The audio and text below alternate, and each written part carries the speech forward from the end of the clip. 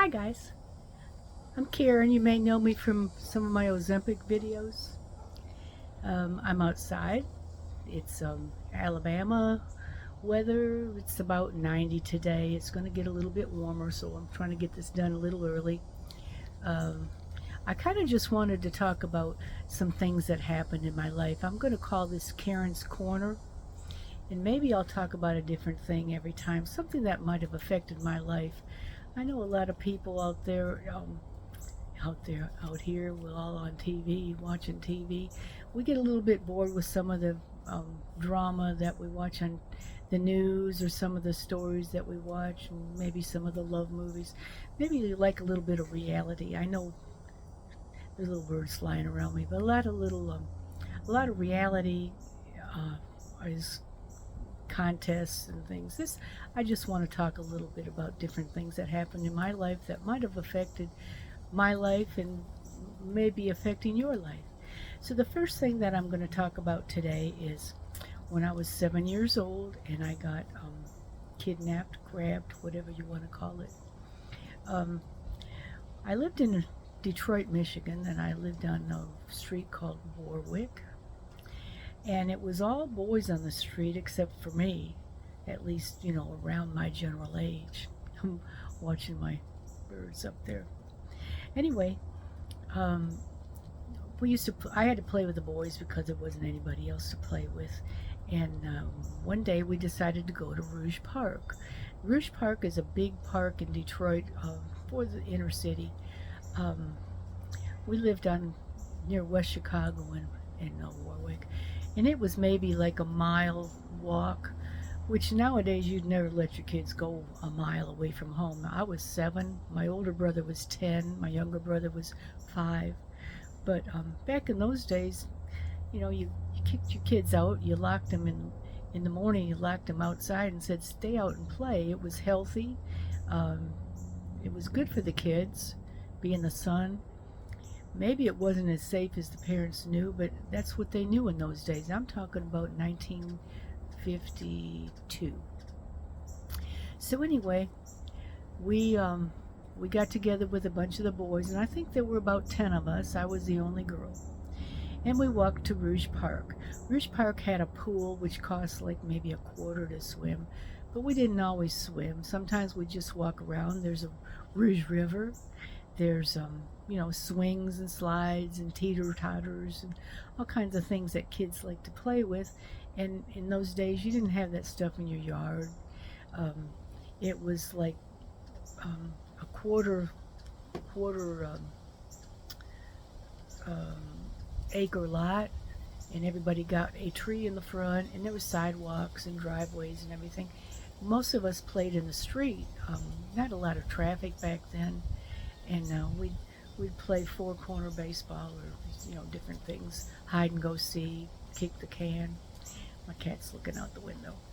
Anyway, so one day my brothers and I and the neighbor boys walked to Rouge Park, and we got there and we were walking around on the grass and having a good time, and this young man came up, and I believe he was probably maybe about 17 or 18, maybe a little bit more. But in those days, 17 or 18 was like a man to me. Anyway, he came up to us and he said he wanted us to find firewood for him. He was going to make a campfire and he needed some kindling. So he said he'd give us a dime each, which a dime was a lot of money. And I'm thinking 10 of us, that was $1 back then. I think that was a lot of money for him to be offering, but I don't really remember a whole lot about that part of it, finances. Anyway, so he paired us off into twos or threes, and when he said who was going with who, he was very friendly, very nice. I remember he was cute, what I thought was cute, and he paired me with him, and I thought, wow, I get to go with the big guy. So I was excited. So he took us for a walk, and we walked and we walked and we got to the Rouge River, and there was a way to get across to the other side. I think it's an island or just another part of Rouge Park. I think it was an island. There's a a lot of cars coming by. I don't know what's going on. Anyway, uh, and it was a bunch of boulders going across. Well, I was a little kid and I couldn't do that, but he said, "Come on, I'll take your hand." So he walked me across the boulders, and I just was thinking oh my gosh, getting a little action. I guess Blue doesn't like anybody in his yard. Must be a dog in the yard. He'll take care of it. Anyway, so we walked across the boulders. He took my hand and helped me, and we got to the other side, and I was just feeling kind of good because I was with the big guy. Anyway, when we got to the other side, we walked around for a while, and he said, "Are you getting tired?" And I said, "Yeah." He said, "Well, let's sit down next to a couple of trees."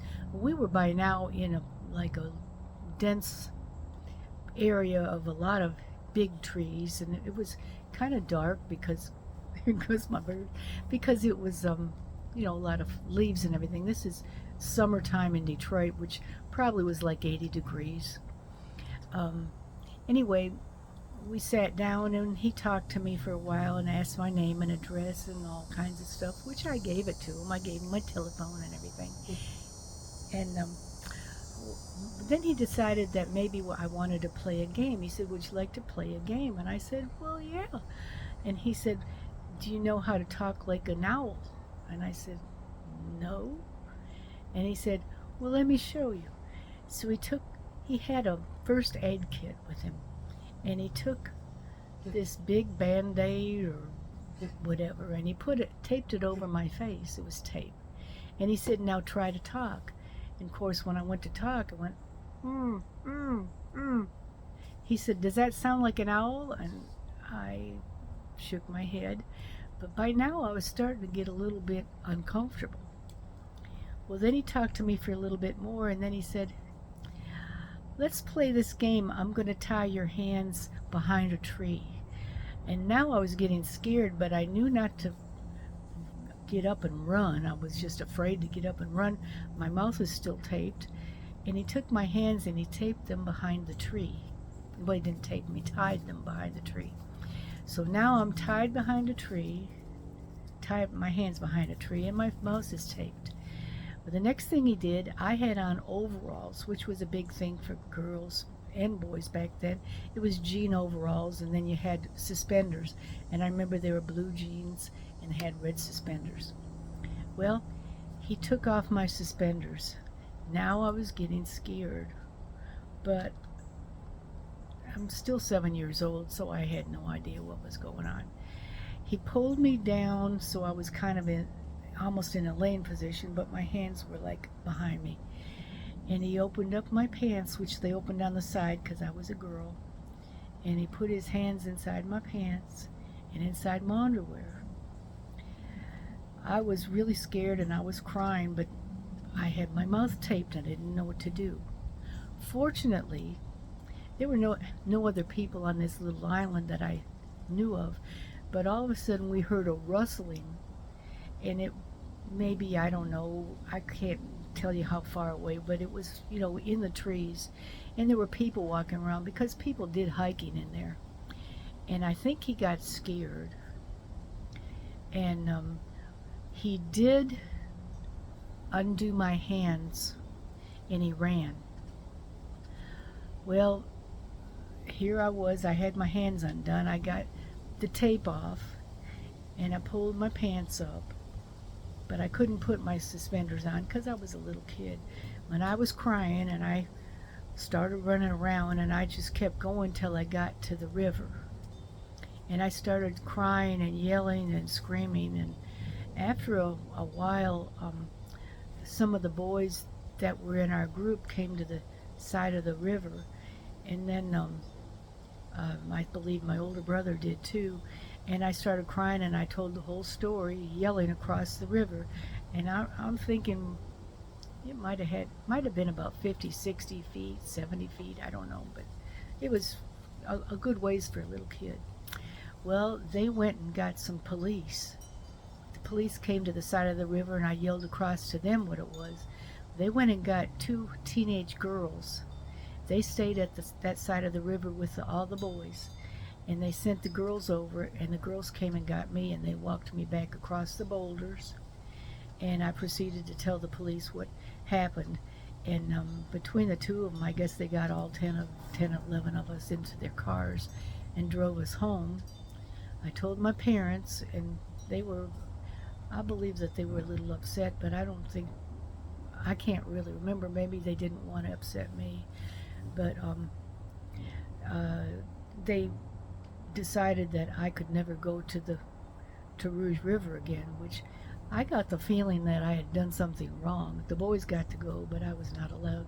But I guess in that day that they were just protecting me.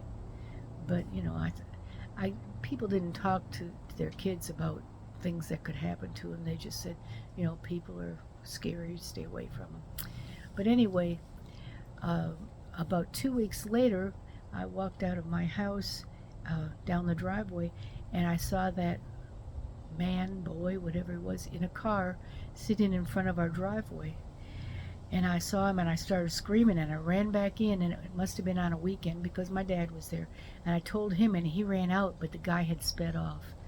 But he told me after that, he said, if you ever see him again, try to look at his license plate and remember the numbers. But remember, I had given that guy my address, my telephone number, and a lot of information about us.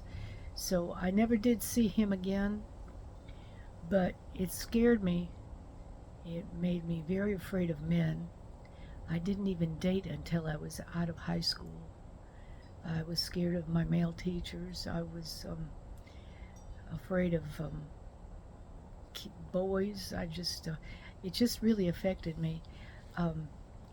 I got married at 20, and I've been married 3 times. So now 3 times, 4 times. I forgot one. I've been married 4 times, and I just think that it really has affected my life, and it could have been a whole lot worse. Thank God those people were walking in the woods. I never did see them, but I guess it was just a path that people used. So my husband's inside. Anyway, that's about the end of that story. And again, I'm going to call this Karen's Corner, and this could be the only one I ever have. If you seem interested in stories like this, people write little short stories, and I always meant to write stories, and I never did. So I'm just going to use this format and tell little things that happened to me in my life, or things that I did or went, because I've done a lot of traveling. And if you're interested, I'll be able to tell because you're looking at it. If you're not interested, give me a thumbs down or whatever, and I'll discontinue it. But I know I got a message from the people at YouTube, and they said if you can think of different ideas for videos, go ahead and try them. And I just thought that this might be interesting to people. They're not all going to be salacious. They're not going to be maybe interesting to everyone, but some of them will be funny, because I've had a lot of funny things happen to me in my life. But I just think people can relate to this, and it's maybe a break from TV. I don't know. But anyway, I'm going to go inside now. We got to go shopping, and we had the excitement with the dog and my birds flying around. It's just a nice day in Alabama.